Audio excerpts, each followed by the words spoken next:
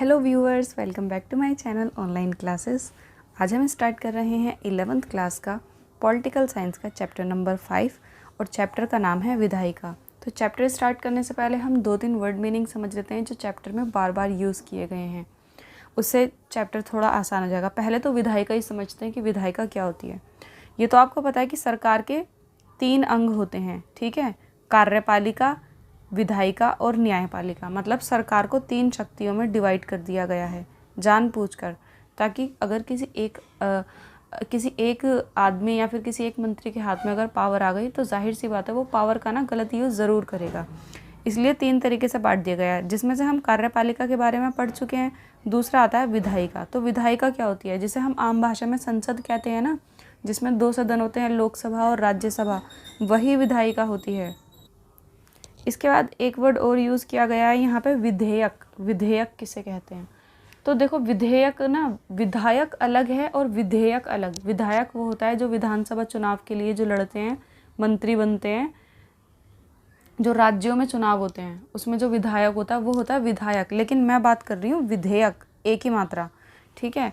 तो विधेयक होता है एक ऐसा कानून जो अभी पारित नहीं हुआ है, मतलब जो भी संविधान में लिखा नहीं गया है, अभी सिर्फ बनने के कागार पे है। कच्चा कानून हम कह सकते हैं, मतलब अभी पका नहीं है वो पूरी तरीके से। जैसे कच्ची सब्जियां होती है ना, पकने के बाद कुछ और हो जाती हैं, वो खाने लायक पकने के बाद बनती हैं, वैसे ही आप विधेयक समझिए। जब कोई कानून बनता है, ठीक है, बनने के प्रोसेस पे होता है, लेकिन अभी वो बना नहीं है, अभी उस पर बहस चल रही है, ठीक है, अभी उस पर राजनीति चल रही है, अभी उस पर मीडिया बात कर रही है, अभी उस पर मोहर नहीं लगी है, अभी वो संविधान में लागू नहीं हुआ है, लिखा नहीं गया ना लागू हुआ है।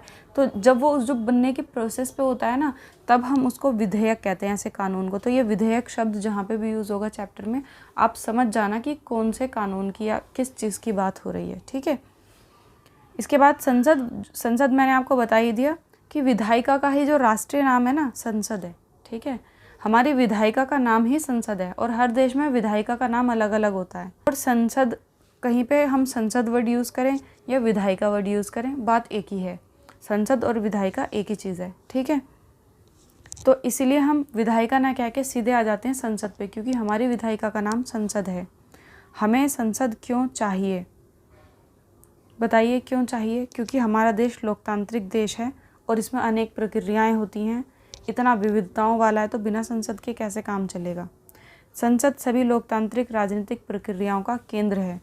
पूरे देश में जितनी भी लोकतांत्रिक, ठीक है, प्रक्रियाएं होती हैं, या फिर राजनीतिक देश हो वो भी प्रक्रियाएं होती हैं, उन सब का जो केंद्र होता है वो संसद होता है। मतलब हर चीज़ संसद से पारित होकर निकलेगी।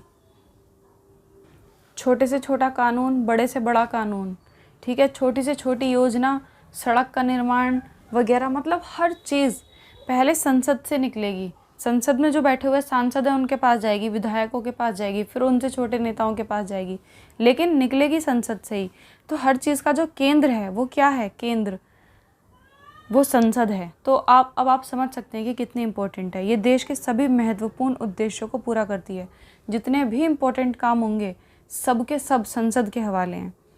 सदन में बहस, बहिर्गमन। सदन का क्या मतलब है? हाँ, सदन का मतलब होता है ग्रुप, इंग्लिश में हम इसको कहते हैं ग्रुप। बहुत सारे लोग एक साथ मिल गए, उसे हम कहेंगे सदन, ठीक है। तो सदन में बहस, बहिर्गमन, विरोध, प्रदर्शन, ये सारे के सारे काम आपको देखने के लिए मिलते हैं संसद में। अब ये बहस, ये सब देख के हम क्या करेंगे? जब देश के मुद्दों पे बात हो रही होती है ना, नीतियाँ बनाई जा रही होती हैं हमारे लिए, कर ऊँचे कर रहे, कर बढ़ा रहे हैं, टैक्स बढ़ा रहे हैं या घटा रहे हैं, ठीक है, क्या काम हो रहा है क्या नहीं हो रहा, उस पर जो कौन सा नेता अंदर आ रहा है और कौन सा बाहर जा रहा है, कौन विरोध कर रहा है, कौन प्रदर्शन कर रहा है, और इस पे इतनी सारी बहसें होती हैं। तो ये सारी चीज़ें खुले में होती हैं, मतलब मीडिया इन सारी चीज़ों को हम तक दिखाता है, छुपाता नहीं है। जैसे बहुत सारी नीतियाँ ऐसी होती हैं जो छुप कर बनाई जाती हैं, जो आम लोगों तक नहीं पहुँचाई जाती। जैसे कि सुरक्षा का सवाल हुआ, देश की सुरक्षा का, तो ऐसे में वो सबको थोड़ी बताएंगे कि देश की सुरक्षा कैसे करनी है, लेकिन ये सारी चीज़ें खुली दिखाई जाती हैं। तो इन सब चीज़ों का काम कौन करती है? संसद करती है, और इसलिए संसद ज़रूरी भी है। एक सशक्त नेता को भी संसद का सामना करना पड़ता है। मतलब कोई कितना ही पावरफुल नेता क्यों ना हो, उसके पास कितनी भी पावर क्यों ना हो, ठीक है, चाहे सत्ता, चाहे वैसे उसकी खुद की पावर भी और उसके वो सत्तावादी भी क्यों ना हो, उसके पास बहुत सारी सत्ता भी है और सब कुछ है, उसके पास पैसा भी है और बहुत बड़ा नेता भी है, लेकिन फिर भी उसको संसद में जवाब देना पड़ेगा अपने किए गए कार्यों का। अपने जवाबों से उसे पूरी संसद को संतुष्ट करना पड़ेगा और संसद को अपने जवाबों से संतुष्ट करना पड़ेगा। ये हमें संसद की लोकतांत्रिक क्षमता का एहसास कराता है, क्योंकि हमारा देश लोकतांत्रिक है और यहाँ कोई भी बिना पूछे कोई काम नहीं करेगा। तो संसद, जितने भी सांसद हैं उन सब को संसद में जवाबदेह रहना पड़ता है, चाहे वो कितने भी ऊंचे घराने का हो, चाहे वो कितने भी बड़े पद पे क्यों ना बैठा हो। यह वाद विवाद का सबसे लोकतांत्रिक और खुला मंच है। खुला और लोकतांत्रिक इसलिए क्योंकि एक एक बात यहाँ की लोगों तक पहुँचाई जाती है। आपने देखा भी होगा, कई बार संसद में एक दूसरे पे कुर्सियाँ फेंक के मार देते हैं, थप्पड़ मार देते हैं और बहसें कर देते हैं और पता नहीं क्या क्या, बहुत से सीन तो कट्स भी कर देते हैं। तो ये एकदम खुला मंच है जहाँ खुली बहस होती है, सब अपनी राय रखते हैं। हालांकि ये जो बदतमीज़ी करते हैं ये आई नहीं है, इतने पढ़े लिखे माहौल में आप इस तरीके की हरकतें करें, ठीक है। बहस मुंह से आई है कि आप अपना पक्ष रखिए, विपक्ष अपना पक्ष रखेगा, कौन ठीक है वो सब फिर तय होता है। तो ये सरकार के सभी अंगों में सबसे ज़्यादा प्रातिनिधिक है। मतलब सरकार के 3 अंग हैं ना, न्यायपालिका, कार्यपालिका और विधायिका। तो तीनों अंगों में सबसे ज़्यादा, वैसे इम्पोर्टेंट तो तीनों ही हैं, लेकिन सबसे ज़्यादा प्रातिनिधिक ये वाला है। प्रातिनिधिक मतलब दूसरों को कंट्रोल करने वाला। इसके पास थोड़ी सी ज़्यादा पावर है कि ये कार्य, हालांकि तीनों ही शक्तियाँ ऐसी हैं कि एक दूसरे को कंट्रोल कर सकती हैं, लेकिन फिर भी हम कहेंगे कि इसके पास प्रातिनिधिक ज़्यादा है, मतलब कंट्रोल करने की शक्ति। इसके पास सरकार का चयन करने और उसे बर्खास्त करने की शक्ति भी है। कौन सी सरकार बनेगी इसका चयन करना और किस सरकार को बर्खास्त करना है, भंग कर देना है, ये शक्ति भी विधायिका के पास है, ठीक है, मतलब संसद के पास। अब देखो, संसद में ना 2 सदन होते हैं, मतलब 2 ग्रुप्स होते हैं संसद के, ठीक है, जिसमें से पहला होता है राज्यसभा और दूसरा होता है लोकसभा। अब मैं यहाँ क्लियर कर दूँ कि बच्चे राज्यसभा जो है उसे समझ लेते हैं विधानसभा को। तो देखो, लोकसभा होती है जिसमें सारे सांसद होते हैं, ठीक है, जो केंद्र सरकार की होती है। राज्यसभा होती है, ये राज्य के नेतृत्व में काम करती है, लेकिन इसमें बहुत सारे नेता होते हैं, लेकिन इसमें सारे विधायक नहीं होते, इस तरीके का वो नहीं होता। मतलब विधानसभा जो होती है ना, वो राज्यों में चुनी जाती है, वो राज्यों के लिए काम करती है, उसमें सारे विधायक होते हैं। लेकिन ये जो है ना, ये राज्यसभा भी पूरे देश के लिए, पूरे राष्ट्र के लिए काम करती है, पूरे देश के लिए, ठीक है। तो ये भी संसद का ही एक पार्ट है, राज्यसभा, और दूसरा है लोकसभा। अब दोनों की बात हम करेंगे, ठीक है। पहले राज्यसभा के बारे में पढ़ेंगे, उसकी शक्तियों के बारे में पढ़ेंगे, फिर लोकसभा और उसकी शक्तियों के बारे में। सदन में 2 सदनों की क्या आवश्यकता है, मतलब एक सदन ही काफ़ी था, ये 2 ग्रुप बनाने के लिए क्या ज़रूरत थी? तो 2 ग्रुप इसलिए बनाने पड़े। देखो, हमारी राष्ट्रीय विधायिका का नाम संसद है, हम जानते ही हैं। राज्यों की विधायिकाओं को विधानमंडल कहते हैं। अभी जो मैंने आपको समझाया कि जो राज्य की विधायिका होती है ना, उसको विधानसभा या फिर विधानमंडल कहते हैं। इसको आप अंडरलाइन कर लीजिए, विधानमंडल, ठीक है। राज्य की विधायिकाओं को विधानमंडल कहते हैं। ये तो अंडरलाइन होने के बाद गायब ही हो गया। विधानमंडल या फिर विधानसभा भी कहते हैं। तो उसकी बात तो खैर अभी हम नहीं कर रहे हैं, हम बात कर रहे हैं संसद में 2 सदन की। तो भारतीय संसद में 2 सदन हैं। जब किसी विधायिका में 2 सदन होते हैं तो उसे द्विसदनात्मक विधायिका कहते हैं। ये छोटी छोटी चीज़ें याद रखनी है। जब किसी विधायिका में, क्योंकि किसी देश की विधायिका में 1 सदन होता है और किसी देश की विधायिका में 2, हमारे यहाँ पे 2 सदन है, तो उसको द्विसदनात्मक विधायिका कहेंगे। ऐसे क्वेश्चन ना 1-1 नंबर में आ जाते हैं। भारतीय संसद के एक सदन को राज्यसभा और दूसरे को लोकसभा कहते हैं। ये सारी चीज़ें मैंने अभी आपको समझा दी हैं। संविधान ने राज्यों को एक सदनात्मक या द्विसदनात्मक विधायिका स्थापित करने का विकल्प दिया। संविधान ने कहा कि आप एक सदनात्मक या द्विसदनात्मक कर सकते हैं, लेकिन हमारा देश जितना बड़ा है उसके हिसाब से विधायिका द्विसदनात्मक ही ठीक है, क्योंकि हमारा देश विविधताओं से परिपूर्ण है। तो द्विसदनात्मक ही ठीक है, ताकि वह अपने समाज के सभी वर्गों और देश के सभी क्षेत्रों, देखो हमारे संविधान में जितनी भी चीज़ें हैं ना, अगर उनसे पूछा जाए कि ये वाली चीज़ क्यों है, तो सबका जवाब ना एक ही है, क्योंकि हमारा देश विविधताओं से भरा हुआ है। बहुत सारे यहाँ पे जाति हैं, धर्म हैं, समुदाय हैं, और हमारा इतिहास भी ऐसा रहा है कि जाति धर्म के नाम पे झगड़े रहे हैं। तो इसलिए हमारा जो संविधान है वो ऐसा है। संविधान में लिखी गई हर बात का जवाब यही है, ठीक है, क्योंकि वो ऐसा इसीलिए ही बनाया गया है ताकि कोई एक दूसरे को रूल ना कर सके। द्विसदनात्मक विधायिका का एक और लाभ यह है कि संसद के प्रत्येक निर्णय पर दूसरे सदन में पुनर्विचार हो जाता है, ठीक है। अगर लोकसभा में कुछ होता है तो उस पर पुनर्विचार करने के लिए, जैसे मान लो कोई बिल पास हुआ, मतलब कोई विधेयक पास होने वाला है या हो गया, जिससे एक धर्म को फ़ायदा है, दूसरे को नहीं है, दूसरे का नुकसान हो रहा है, या फिर एक समुदाय को फ़ायदा, दूसरे का नुकसान हो रहा है, तो ऐसे में लड़ाइयाँ होती हैं। तो क्या होता है, पुनर्विचार करने के लिए, मतलब दोबारा विचार करने के लिए वो बिल फिर राज्यसभा के पास जाएगा, फिर उसमें पास होगा, फिर राज्यसभा चाहे तो उसे ये कह दे कि इस पर पुनर्विचार होना चाहिए। ऐसे मतलब एक दूसरे के पास घूमते रहते हैं बिल। तो इसलिए 2 सदन होने ज़रूरी हैं, ताकि जब एक गलत करे, हालांकि जो गलत करेगा वो गलत सोच के थोड़ी करेगा, वो सोचेगा कि मैं सही कर रहा हूँ, क्योंकि इस दुनिया में हर कोई अपने आप को सही समझता है।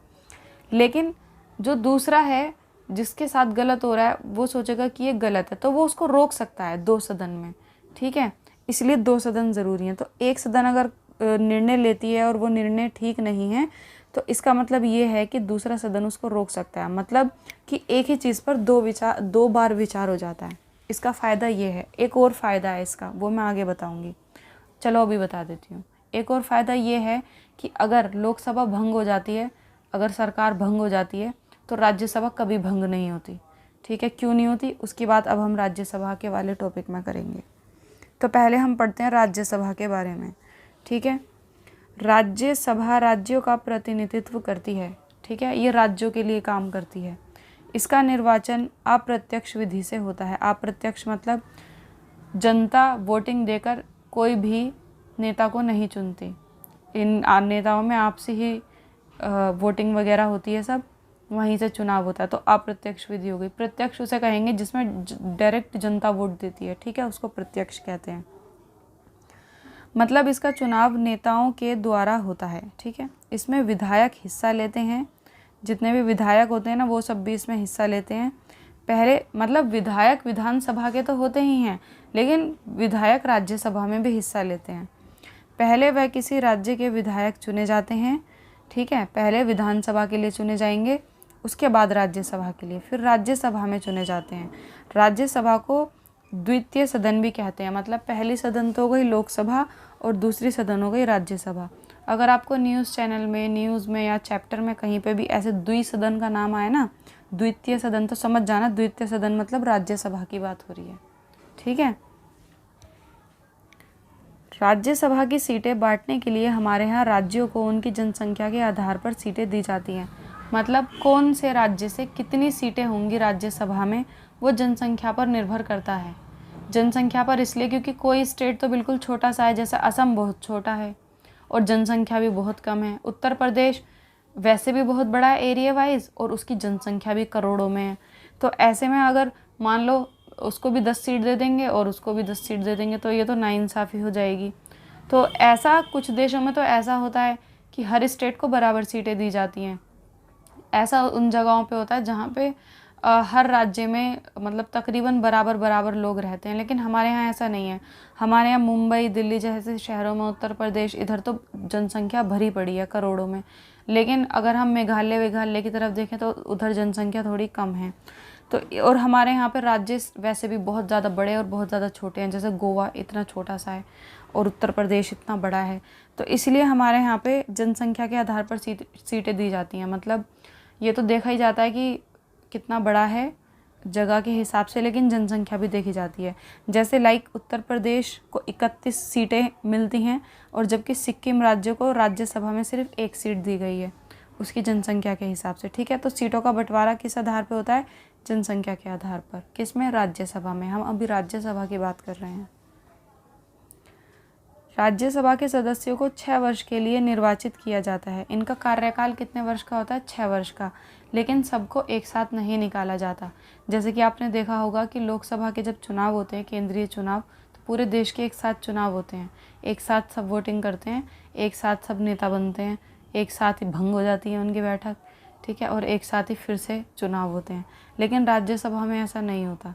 राज्यसभा में 6 वर्ष के लिए तो चुनाव होते हैं, लेकिन ऐसे होते हैं जैसे मान लो कोई नेता आज चुना गया है, उसका 6 वर्ष का कार्यकाल 6 वर्ष बाद पूरा होगा, और कोई नेता 2 साल बाद चुना गया है, अब से 2 साल बाद, तो उसका कार्यकाल 6 वर्ष बाद पूरा होगा। कब? अब से 2 साल बाद, मतलब अभी जो नेता चुना गया उसके 2 साल बाद। मतलब यहाँ पे नेता चुनते रहते हैं और अपना कार्यकाल जब उसके 6 वर्ष पूरे हो जाते हैं तो निकलते रहते हैं, और दोबारा उसको चुना भी जा सकता है। कहने का मतलब ये है कि सबका चुनाव राज्यसभा में एक साथ नहीं होता। जिसका कार्यकाल पूरा हो जाता है वो निकल जाता है, फिर नया आ जाता है। ऐसे ही मतलब वो बनी रहती है, ठीक है। ऐसा नहीं कि एक साथ सारे चुने जाएंगे। जैसे मैं आपको कैसे समझाऊं, जैसे कि मान लीजिए आप कभी 6 क्लास में थे, आपका कार्यकाल 12th में पूरा हो जाएगा, आप निकल जाएंगे, ठीक है। अब जो बच्चा 11th में उसका कार्यकाल अगले साल पूरा होगा, जो बच्चा 8th में उसका कार्यकाल और 3-4 साल बाद पूरा होगा। तो आपके निकल जाने के बाद स्कूल बंद तो नहीं हो जाएगा ना, चलता रहेगा, नए बच्चे आते रहेंगे और चलता रहेगा। कुछ इसी तरीके से आप राज्यसभा का निर्वाचन समझिए, ठीक है, कि नए नए नेता आते रहेंगे, बल्कि पुराने भी दोबारा एडमिशन ले सकते हैं, ठीक है। तो नए नए आते रहेंगे और राज्यसभा का कार्यकाल चलता रहेगा, लेकिन हर किसी को अपना 6 वर्ष का कार्यकाल पूरा करना है। वो बात अलग है कि वो बीच में अपना त्यागपत्र मतलब रिज़ाइन वगैरह देना चाहे या उसकी मृत्यु हो जाए तो किसी और को ले लेंगे। उन्हें दोबारा निर्वाचित किया जा सकता है। राज्यसभा के सभी सदस्य अपना कार्यकाल एक साथ पूरा नहीं करते, जैसे कि मैंने अभी आपको समझाया। प्रत्येक 2 वर्ष पर राज्यसभा के 1/3 सदस्य अपना कार्यकाल पूरा कर लेते हैं, और फिर वही जो 1/3 सदस्य कार्यकाल पूरा कर लेते हैं उन सीटों पर फिर से चुनाव होते हैं। तो इस तरह राज्यसभा कभी भी भंग नहीं होती, इसलिए इसे संसद के स्थायी सदन के रूप में भी जानते हैं। तो मतलब इसलिए राज्यसभा कभी भी भंग नहीं हो सकती, क्योंकि किसी का कार्यकाल कभी पूरा हो रहा है और किसी का कभी पूरा हो रहा है। इसको जानबूझ के इस तरीके का बनाया गया है ताकि ये भंग ना हो, ताकि जब लोकसभा के चुनाव होंगे, जब जिस टाइम सत्ता में कोई भी पार्टी नहीं होती, तो उस टाइम देश को कौन संभालेगा, महत्वपूर्ण डिसीजन कौन लेगा, उस टाइम ये वाली सदन लेती है, द्वितीय सदन, ठीक है, राज्यसभा। और क्योंकि ये कभी भी भंग नहीं होती, इसलिए इसको स्थायी सदन भी कहते हैं, ठीक है। ये मैंने आपको बता दिया यहाँ से यहाँ तक कि स्थायी सदन क्यों कहते हैं, ठीक है। निर्वाचित सदस्यों के अतिरिक्त 12 सदस्य मनोनीत सदस्य होते हैं। मनोनीत सदस्य मतलब राष्ट्रपति अपनी मर्जी से चुनता है, उनको कोई वोटिंग नहीं करेगा, राष्ट्रपति जिसका नाम लेगा वो उसका सदस्य बन जाएगा। जिन्होंने साहित्य, विज्ञान, कला और समाज सेवा के क्षेत्र में कुछ किया हुआ हो, उन्हें राष्ट्रपति लेता है, ठीक है। 12 सदस्यों को अपनी मर्जी से, और वो हमेशा होते हैं 12 सदस्य ज़रूर राज्यसभा के अंदर, ये भी रूल है। अब हम पढ़ते हैं राज्यसभा की शक्तियों के बारे में कि राज्यसभा की कौन कौन सी शक्तियां हैं, तो इन्हें ज़रा गौर से सुनना। सामान्य विधेयकों पर विचार कर उन्हें पारित करती है। विधेयक मैंने आपको समझाया था ना, जो कानून बनने वाले हैं, बने नहीं हैं, उन पर विचार करती है कि वो सही हैं या नहीं। और धन विधेयकों में संशोधन प्रस्तावित करती है। धन विधेयक मतलब जो पैसे से जुड़े हुए कानून होते हैं, उनमें वो संशोधन भी कर सकती है, मतलब फेरबदल कर सकती है। जैसे कानून ये था कि 2% टैक्स बढ़ाना है, तो ये धन से जुड़ा हुआ है ना, तो वो चाहे तो 2% को 3% कर सकती है, 1% भी कर सकती है। मतलब उसमें संशोधन का मतलब होता है इंग्लिश में करेक्शन, उसको करेक्ट कर सकती है अपने तरीके से। संवैधानिक संशोधनों को पारित करती है। जो संविधान में जो संशोधन संविधान में जैसे कोई कानून है तो उसमें वो करेक्शन कर सकती है, ठीक है। प्रश्न पूछकर तथा संकल्प और प्रस्ताव प्रस्तुत करके कार्यपालिका पर नियंत्रण कर सकती है। मतलब कार्यपालिका क्या कर रही है, अगर कार्यपालिका कुछ गलत कर रही है तो उस पर कंट्रोल कर सकती है। कौन? विधायिका। राष्ट्रपति और उपराष्ट्रपति का चुनाव में भागीदारी करती है। देखो, कार्यपालिका वैसे तो मैं पिछले वाले चैप्टर में बहुत अच्छे से समझा चुकी हूँ, लेकिन कार्यपालिका का सीधा सा मतलब होता है राष्ट्रपति, और विधायिका का सीधा सा मतलब होता है प्रधानमंत्री। मतलब इतना छोटा आप मत समझिए, लेकिन मैं याद रखने के लिए बता रही हूँ कि कार्यपालिका की शक्तियाँ राष्ट्रपति से जुड़ी हुई हैं। तो राष्ट्रपति हमारे देश में बहुत ऊंचा पद तो होता है, लेकिन महत्वपूर्ण नहीं होता ज़्यादा। हमारे देश में प्रधानमंत्री ज़्यादा महत्वपूर्ण होता है, तो हमारे यहाँ विधायिका ज़्यादा पावरफुल हुई। ठीक है, तो इसलिए ये कार्यपालिका पर भी नियंत्रण कर सकती है। राष्ट्रपति और उपराष्ट्रपति का चुनाव में भागीदारी करती है। राष्ट्रपति का चुनाव, उपराष्ट्रपति का चुनाव भी विधायिका ही करती है, तथा उन्हें सर्वोच्च न्यायालय व उच्च न्यायालय के न्यायाधीशों को हटा सकती है। ये देखो, ये तो बहुत ही ज़्यादा बड़ी पावर है इनके पास। सुप्रीम कोर्ट और हाई कोर्ट के जजेस को भी हटा सकती है। अरे यार, ये तो बहुत ज़्यादा बड़ी पावर है भाई। उपराष्ट्रपति को हटाने का प्रस्ताव केवल राज्यसभा में ही लाया जा सकता है। उपराष्ट्रपति को भी हटा सकती है। लो, यह संसद को राज्य सूची के विषयों पर कानून बनाने का अधिकार दे सकती है। संसद को राज्य सूची मतलब राज्य के ऊपर, जो राज्य के हित में हो, उनके लिए कानून बनाने का अधिकार दे सकती है। पूरे देश के लिए नहीं, सिर्फ राज्य के लिए। ठीक है, इसके बाद राज्यसभा राज्यों का प्रतिनिधित्व करने वाली संस्था है, ये हमने पढ़ लिया। इसका उद्देश्य राज्य की शक्तियों का संरक्षण करना है। अगर कोई मुद्दा राज्य को प्रभावित करता है तो उसे राज्यसभा की सहमति लेनी पड़ेगी। मतलब कोई भी ऐसा मुद्दा जो राज्य को प्रभावित करता है, मतलब जो राज्य के लिए है, चाहे अच्छा है या बुरा है, उसको अनुमति लेनी पड़ेगी राज्यसभा से। लेकिन राज्यसभा के सदस्य अपने अपने दलों का प्रतिनिधित्व करते हैं। ये जो एक्चुअल बात है वो ये है कि कोई नहीं देखता है, जो भी मंत्री होते हैं, कि किसका कितना भला हो रहा है। वो देखते हैं कि बस मेरी पार्टी ने जो कह दिया मुझे वही करना है, फिर वो चाहे गलत हो चाहे सही हो। ठीक है, लेकिन एक्चुअल में जो राज्यसभा के सदस्य, उनका काम ये है कि राज्य का भला देखना। ठीक है, इसके बाद हम आते हैं लोकसभा पर। हाँ, तो लोकसभा की हम बात करते हैं। अभी हमने राज्यसभा की करी थी, अभी हम संसद के 2 सदन होते हैं ना, लोकसभा, राज्यसभा। राज्यसभा हमने फिनिश कर लिया, कंप्लीट कर लिया। इसके बाद आते हैं लोकसभा पर। तो लोकसभा और राज्यों की विधानसभाओं के लिए जनता सीधे सदस्यों को चुनती है। अभी जब लोकसभा की बात कर रहे हैं तो ये विधानसभा को क्यों ले आते हैं बीच में कंफ्यूज करने के लिए।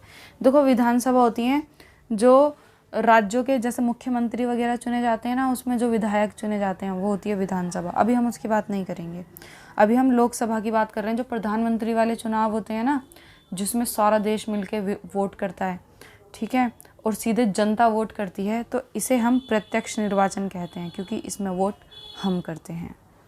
लोकसभा चुनावों के लिए पूरे देश को और विधानसभा चुनावों के लिए किसी राज्य को लगभग समान जनसंख्या वाले निर्वाचन क्षेत्रों में बांट दिया जाता है। देखो, लोकसभा के जो चुनाव होते हैं उसमें पूरे देश को बांट दिया जाता है 543 सीटों में। 543 सीटें होती हैं। ठीक है, और जब विधानसभा के चुनाव होते हैं, मतलब राज्यों के, तो राज्यों को बांट दिया जाता है। जैसे लोकसभा के चुनाव जो प्रधानमंत्री वाले चुनाव होते हैं, जो पूरे देश के चुनाव होते हैं, ठीक है, और विधानसभा वाले चुनाव होते हैं तो उसमें पूरे राज्यों को बांट दिया जाता है। जैसे दिल्ली के चुनाव, यूपी के चुनाव, जिसमें सीएम बनते हैं। तो हम बात कर रहे हैं लोकसभा की, लेकिन ये फिर भी साथ में विधानसभा बताए जा रहे हैं, तो कोई नहीं, हम पढ़ लेते हैं। तो विधानसभा समझ में आ गया। अब विधानसभा को छोड़ दो, अब लोकसभा पे आ जाओ वापस। ठीक है, तो लोकसभा में क्या होता है, पूरे देश को निर्वाचन क्षेत्रों में बांट दिया जाता है, जिसमें सब क्या बनते हैं, सांसद बनते हैं 543। प्रत्येक निर्वाचन क्षेत्र से एक प्रतिनिधि चुना जाता है और जो भी जीत जाता है वो नेता बन जाता है। क्या बन जाता है, सांसद, और लोकसभा का सदस्य बन जाता है। चुनाव सार्वभौमिक वयस्क मताधिकार के आधार पर होते हैं। सार्वभौमिक वयस्क मताधिकार हमने पिछले बार बात करी थी, पिछले चैप्टर में। सार्वभौमिक वयस्क मताधिकार का मतलब होता है वो सभी लोग जो 18+ हैं, हमारे देश के नागरिक हैं, दिमाग से बिल्कुल सही हैं, चाहे वो किसी भी धर्म, जाति या फिर लिंग के हैं, उन सभी को वोट डालने का अधिकार है। ये होता है सार्वभौमिक वयस्क मताधिकार। ठीक है, तो सार्वभौमिक वयस्क मताधिकार के आधार पर क्या होता है, चुनाव होता है। किसका, लोकसभा का। आगे, इस समय लोकसभा को 543 निर्वाचन क्षेत्रों में बांट दिया जाता है। कितने, 543। यह संख्या 1971 की जनगणना से ही चली आ रही है, 543।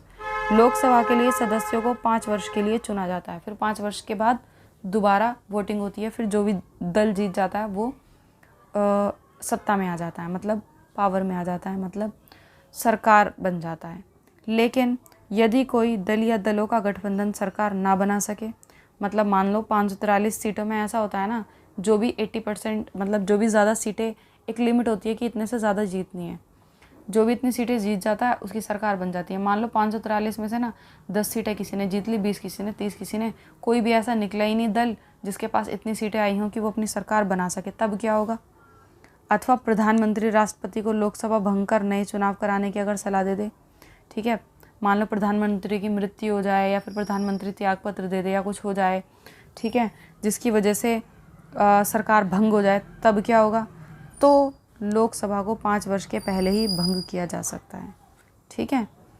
जैसे कि राज्यसभा का हमने ये पढ़ा था ना, राज्यसभा कभी भंग नहीं होती, लेकिन लोकसभा भंग हो जाती है। कब? जब प्रधानमंत्री की मृत्यु हो जाए एक तो तब, और जब प्रधानमंत्री खुद से त्यागपत्र दे दे तब, दोनों में। लेकिन लोकसभा के जो सदस्य होते हैं ना, उनमें से अगर कोई त्यागपत्र दे दे या फिर उसकी मृत्यु हो जाए तो उसको रिप्लेस कर देते हैं, दूसरा बैठा देते हैं, तब कुछ नहीं होता। लेकिन प्रधानमंत्री के होने पे ऐसा हो सकता है नहीं, हो जाता है, ठीक है। 5 वर्ष से पहले भी भंग किया जा सकता है, फिर दोबारा चुनाव होते हैं।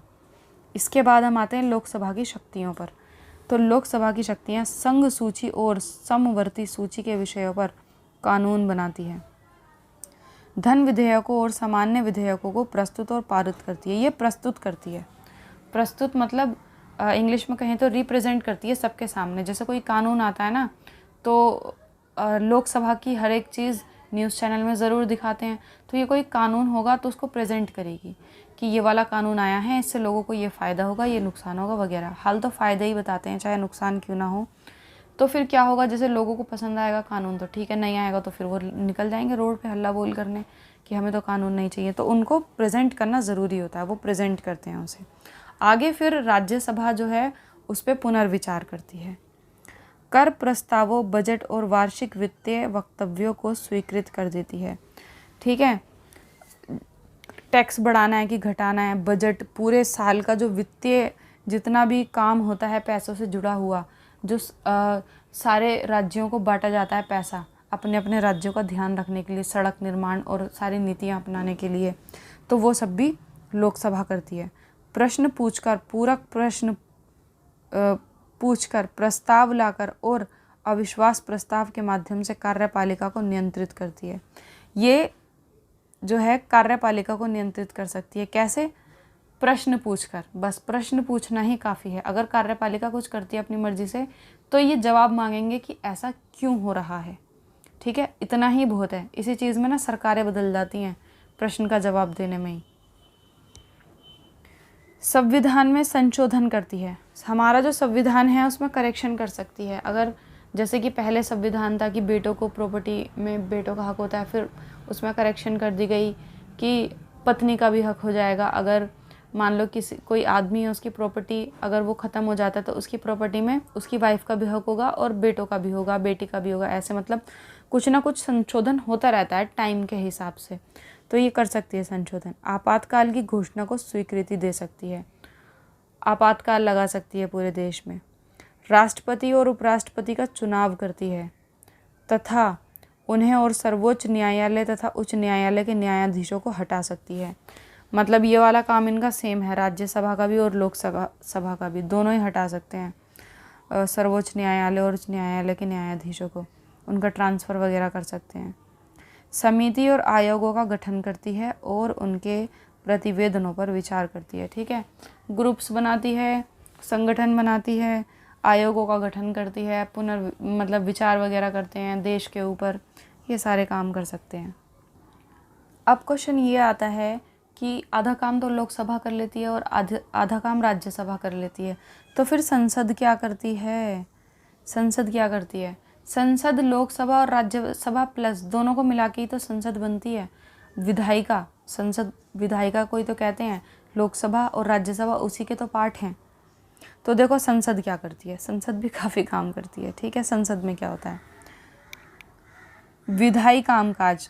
अब देखो, अब हम जो संसद की बात कर रहे हैं ना, हम बात कर रहे हैं लोकसभा और राज्यसभा दोनों की, ठीक है, जिसे मिलाकर संसद बनती है। वो क्या काम करती है? विधायी कामकाज।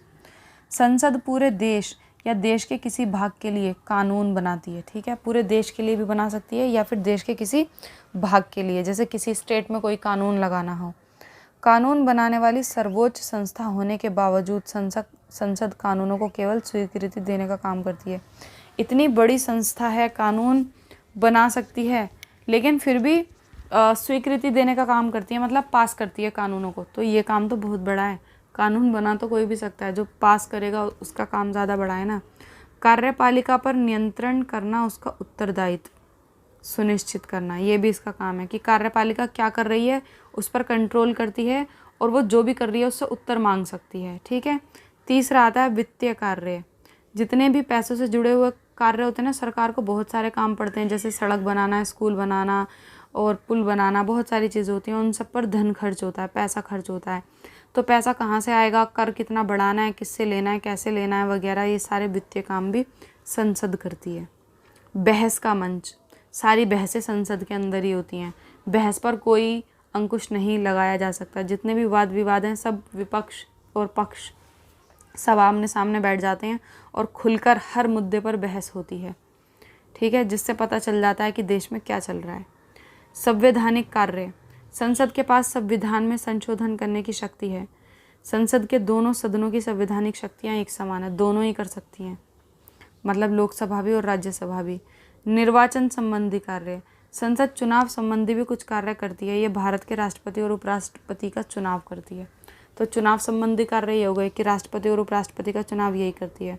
और दूसरा, हाई कोर्ट और सुप्रीम कोर्ट के न्यायाधीशों को भी हटा सकती है। अब और ये वाला भी है न्यायिक कार्य, भारत के राष्ट्रपति, उपराष्ट्रपति तथा उच्च न्यायालय और सर्वोच्च न्यायालय के न्यायाधीशों को हटा सकती है। हाँ, ये बात हम कैसे भूल सकते हैं, मुझे बड़ा दुख सा हुआ कह रही हूँ, मजाक की बात है, ये भी संसद का ही कार्य है। ठीक है। अब इतने सारे कार्य इसलिए बताए गए हैं आपको, ताकि जब आपको सारे कार्य याद रखने हैं, ताकि जब आप पेपर करने जाओगे ना तो 3 कार्य तो याद रहेंगे कम से कम। 5-6 याद करोगे तो पेपर में जाते जाते 3 ही बचेंगे। ठीक है। इसके बाद हम आते हैं संसद कानून कैसे बनाती है। ये तो हमें पता चल गया कि संसद कानून बनाती है, पर कैसे बनाती है। तो इसका पूरा एक प्रोसेस होता है। संसद का प्रमुख कार्य जनता के लिए कानून बनाना है। कानून बनाने के लिए एक निश्चित प्रक्रिया अपनाई जाती है। ऐसे नहीं कि कोई भी एक कानून आया और कानून बन गया, बहुत टाइम लग जाता है कानून बनाने में। सबसे पहले जनता की इच्छा, जनता की इच्छा प्रकट होती है कि कोई कानून होना चाहिए। जनता ही हल्ला बोल मचा देती है कई बार कि इस पर कानून बनना चाहिए। जैसे रेप पर बहुत ज़्यादा सब हल्ला मचाते हैं कि इस पर कोई तगड़ा कानून बनना चाहिए, कानून बनना चाहिए। अब बताइए कब से कर रहे हैं, अभी तक कोई कानून ऐसा हुआ नहीं है। ठीक है। तो पहले जनता की इच्छा होती है, फिर उसके बाद जनता की इच्छा जो है वो समिति रिपोर्ट देती है। ठीक है, समिति रिपोर्ट करती है आगे, फिर वो सदन इस रिपोर्ट को स्वीकार कर सकती है या अस्वीकार दोनों ही कर सकती है। अगर स्वीकार कर लेती है सदन, तो सदन विधेयक पर विस्तृत चर्चा करती है। मतलब वहाँ पे जो बैठक होती है ना लोकसभा में, वहाँ पर इस कानून को दिखाती है, वो बोल कर मतलब प्रेजेंट करती है कि ऐसा एक नया कानून आया है कि लोग इसकी डिमांड कर रहे हैं। उसके बाद विधेयक या तो पारित होता है या रद्द। विधेयक मैं आपको बता चुकी हूँ, विधेयक या कानून की ही बात हो रही है, एक ऐसा कानून जो अभी बना नहीं है। ठीक है, उस पर सिर्फ बात हो रही है, इसलिए हम उसको विधेयक कहेंगे। फिर वो दूसरे सदन में भेज दिया जाता है, किस लिए? पुनर्विचार के लिए कि हम सही कर रहे हैं या नहीं। दूसरा सदन या तो इसको मंजूरी दे सकता है, पास कर सकता है, या फिर ये सुझाव दे सकता है कि नहीं इसमें कोई करेक्शन करनी है या फिर इसको पास ही नहीं करना। ज़रूरत पड़ने पर संसद की संयुक्त बैठक भी बुलाई जा सकती है, या फिर राष्ट्रपति विधेयक को मंजूरी दे देता है, पुनर्विचार करने के लिए लौटा भी सकता है। कि पुनर्विचार का मतलब ये है कि इसमें कुछ करेक्शन करनी है, अभी ये ठीक नहीं है। अब इसके बाद या तो कानून बन जाता है, या फिर ऐसा होता है कि विधेयक अगर धन विधेयक नहीं है तो उसे किसी एक सदन में पेश किया जाता है।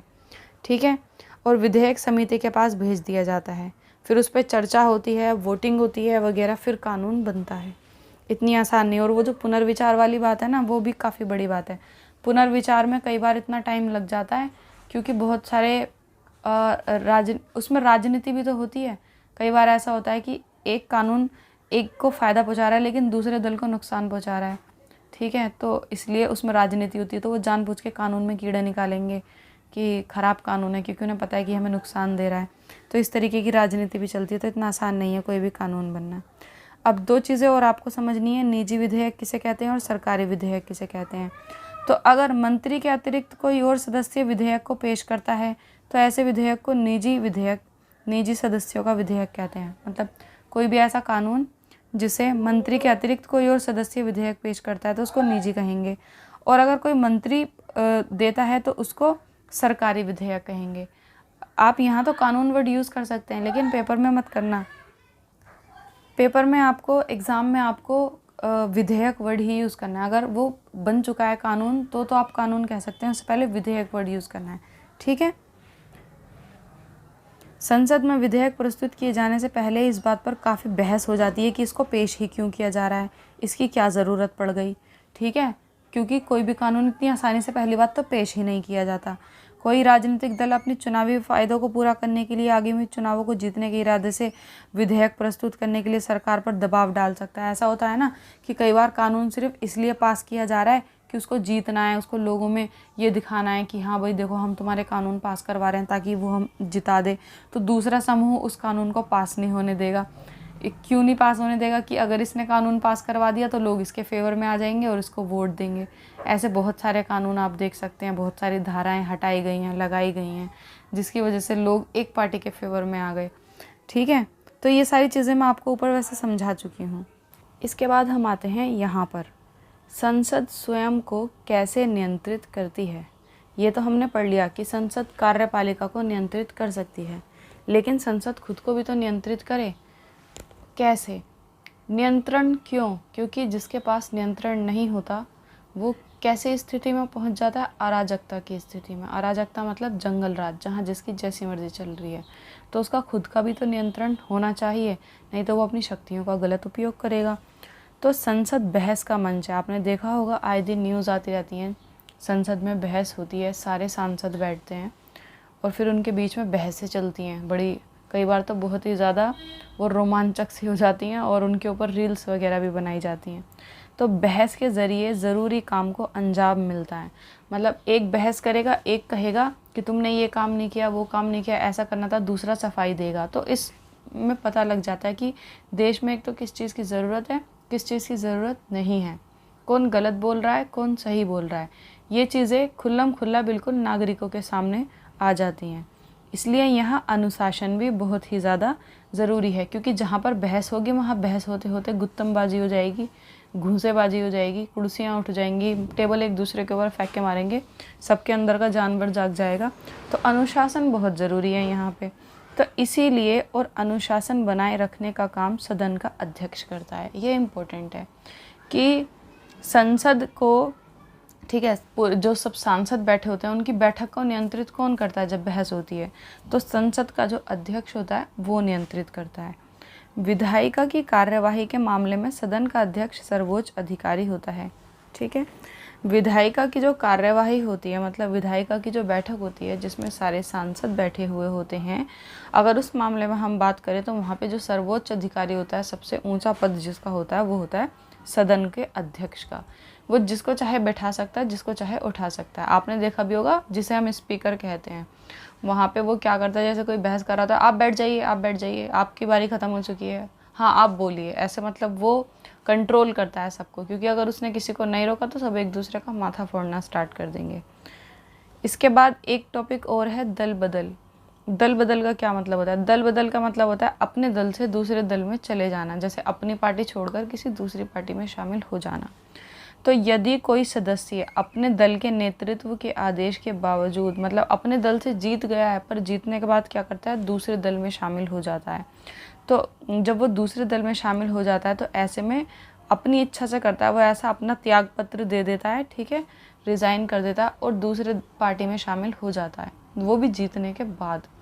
अब वो जीता हुआ कैंडिडेट उस पार्टी का हो गया, जबकि मेहनत करी दूसरी पार्टी ने, तो उसको कहते हैं दल बदल। दल बदल आपको समझ में आ गया?